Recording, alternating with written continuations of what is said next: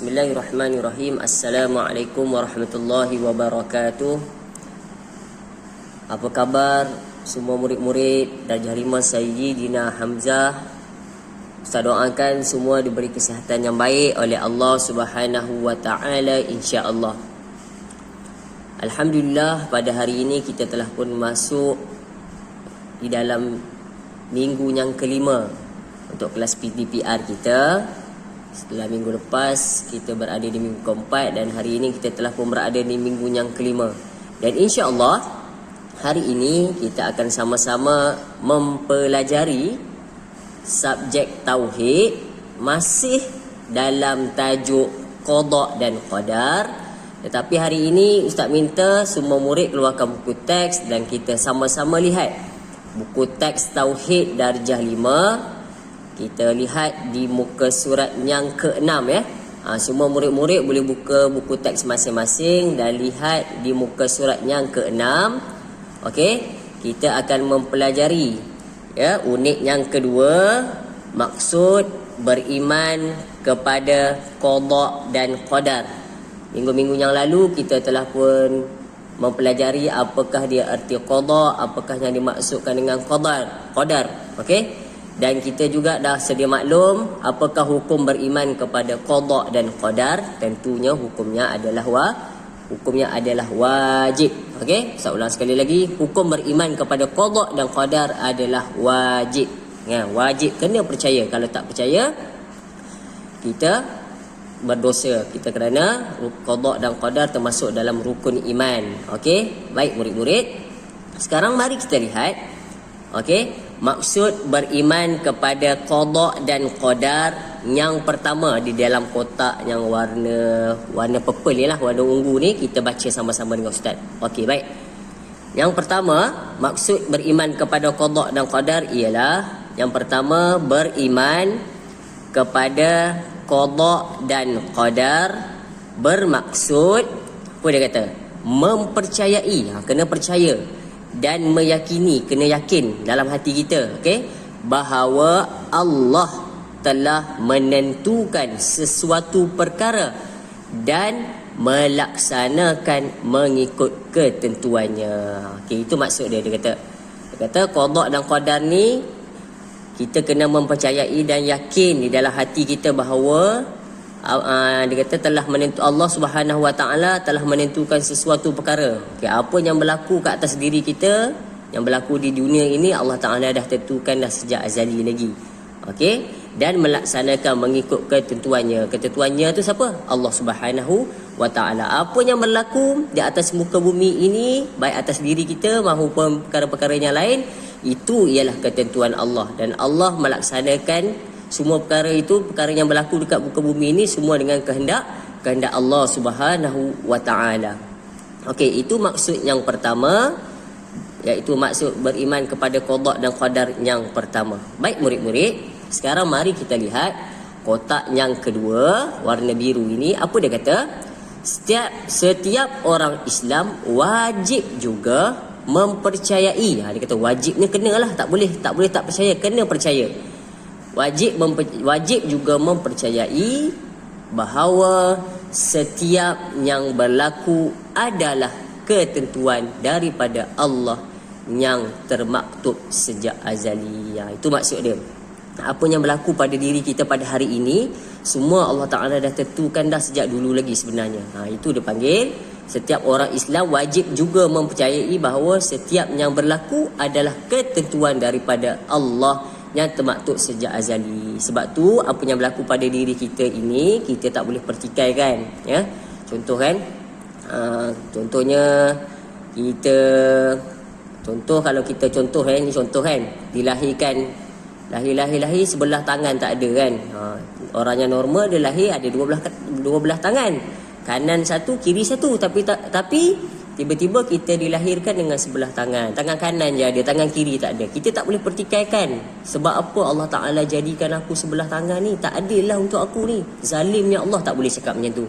Sebab apa yang berlaku pada diri kita maupun pada perkara lain, itu telah ditentukan oleh Allah Subhanahu wa taala. Dia kata sejak azali lagi, sejak dulu lagi memang kita telah ditakdirkan lahir ada sebelah tangan. Itu contoh. Kita tak boleh pertikaikan apa yang berlaku atas diri kita. Semuanya itu dengan kehendak Allah dan ketentuan Allah. Kita sebagai umat Islam kena redha dan kena percaya bahawa setiap sesuatu yang berlaku atas diri kita itu ada hikmahnya. Okey, baik murid-murid. Sekarang mari kita lihat maksud beriman kepada qada dan qadar yang ketiga di muka surat 6 yang ketiga. Baik, kotak warna hijau. Apa dia kata? Segala yang berlaku dalam alam ini sama ada baik ataupun buruk telah ditentukan oleh Allah dengan penuh keadilan tanpa sebarang kezaliman. Okey, apa dia kata tadi?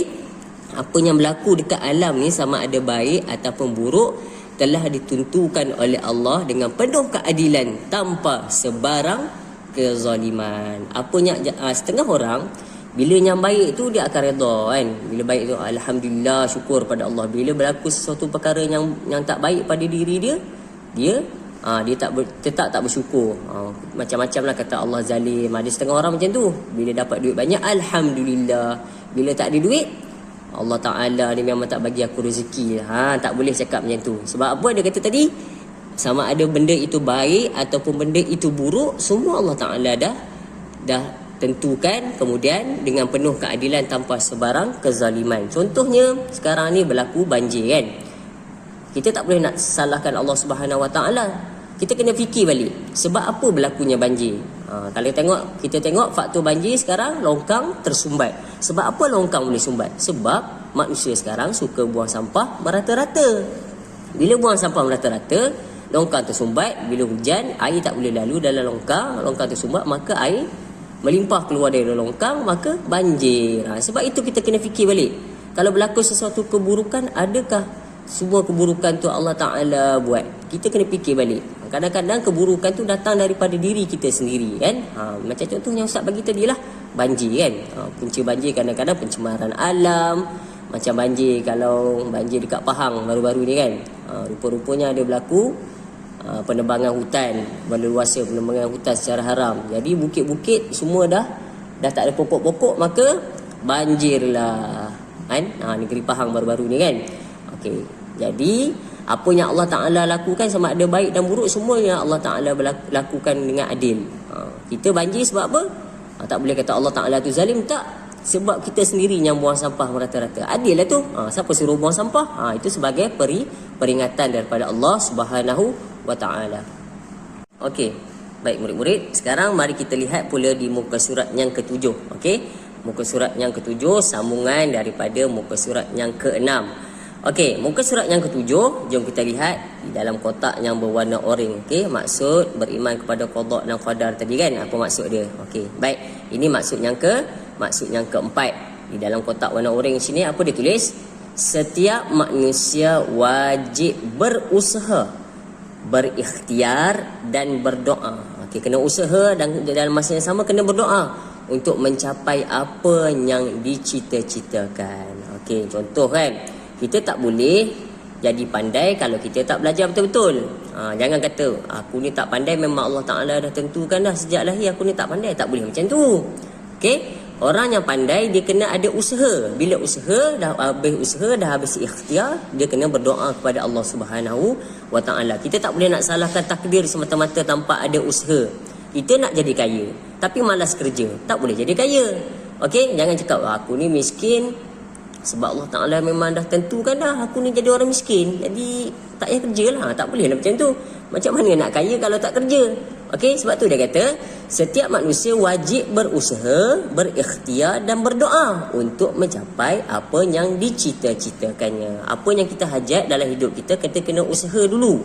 Okey, kemudian berdoa, barulah tawakal kepada Allah Subhanahu Wa Ta'ala. Baca buku sudah, ulang kaji pelajaran dengan kawan-kawan pun sudah, pergi sekolah pun tiap hari, belajar PDPR pun dah tak pernah tinggal. Tapi keputusan masih tak memberangsangkan. Doa pun sudah. Okey, itu adalah hikmah dia. Tapi janganlah bila tak pandai salahkan takdir. Memang takdir aku dah ditakdirkan, memang tak pandai, tak payahlah baca buku. Tak boleh macam tu. Okey, dia kata tadi setiap manusia yang wajib berusaha, berikhtiar dan berdoa untuk mencapai apa yang dicita-citakan. Okey, boleh faham yang tu? Okey, sekarang jom kita tengok yang empat, yang kelima, kotak warna kuning. Apa dia kata? Sekiranya apa yang dicita-citakan masih tidak tercapai, dengar, tengok betul-betul. Walaupun manusia telah berusaha, berikhtiar dan berdoa. Kalau kita dah usaha tapi apa yang kita usahakan tu tak tercapai, apa dia kata? Maka perlu diyakini bahawa ada hikmah di sebalik apa yang terjadi. Dia kata, kalau kita nak contoh kan, nak dapat keputusan cemerlang kan, dalam peperiksaan, baca buku sudah, ulang kaji, homework semua buat, berdoa pun sudah, solat tak tinggal, tetapi keputusan tetap tak bagus juga, tak memberangsangkan juga. Kena tanam dalam hati kita bahawa apa yang berlaku tu, dia kata semua ada hikmah di sebalik apa yang terjadi. Tak boleh nak salahkan takdir semata-mata. Okey? Jangan kata aku ni dah baca buku dah, semua dah ulang kaji, homework semua buat ni, tak pandai-pandai juga, zalimnya Allah. Tak boleh cakap macam tu. Kita kena fikir balik, mungkin ada hikmah di sebalik apa yang berlaku atas diri kita. Okey, baik. Dan yang terakhir untuk hari ini, di dalam kotak warna pink ini, yang terakhir yang keenam, apa dia kata? Manusia hendaklah sentiasa bersangka baik kepada Allah dalam perkara qada dan qadar. Kita kena sangka baik, jangan sangka buruk dengan Allah. Kita hidup miskin, jangan cakap zalimnya Allah bagi orang tu kaya kan, tapi aku ni miskin.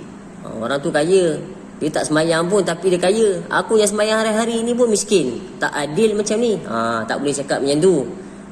Mungkin Allah Ta'ala bagi orang tu kaya supaya untuk ujian untuk dia. Bila dia kaya, dia lupa nak solat, nanti di akhirat nanti apa? Dapatlah balasan daripada Allah Subhanahu Wa Taala. Mungkin dia kaya dekat dunia tapi di akhirat dia miskin. Okey, kita yang dekat dunia ni mungkin kita miskin dekat dunia tapi rajin solat. Okey, maka kita kaya di mana? Kaya dia di akhirat nanti, insya-Allah. Sebab tu dia kata kena bersangka baik. Apa yang berlaku atas diri kita kena bersangka baik, walaupun benda tu benda yang buruk. Kan macam Ustaz cakap tadilah. Dilahirkan tak ada tangan sebelah, kenapa aku ada sebelah tangan je ni? Adalah hikmah di sebaliknya. Ataupun kenapa aku dilahirkan buta, tak macam kawan-kawannya lain dapat melihat. Kalau orang buta, apa hikmah dia kalau buta? Dia terhindar daripada dosa mata. Dosa mata tu macam mana?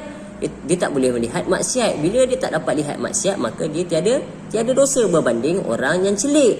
Orang yang celik ni, dia selalu lihat maksiat. Okey, jadi dia dapat banyak dosa. Itu hikmah dia. Orang buta jangan mengeluh. Kalau apa yang berlaku pada diri kita, mesti ada hikmah Allah Ta'ala buat pada diri kita. Okey, Ustaz harap cukup sekadar ini dulu pada hari ini.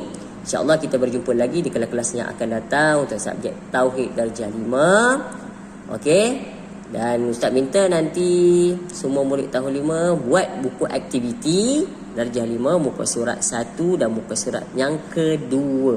Okey, sekian daripada Ustaz. Wabillahi taufiq wal hidayah. Wassalamualaikum warahmatullahi wabarakatuh.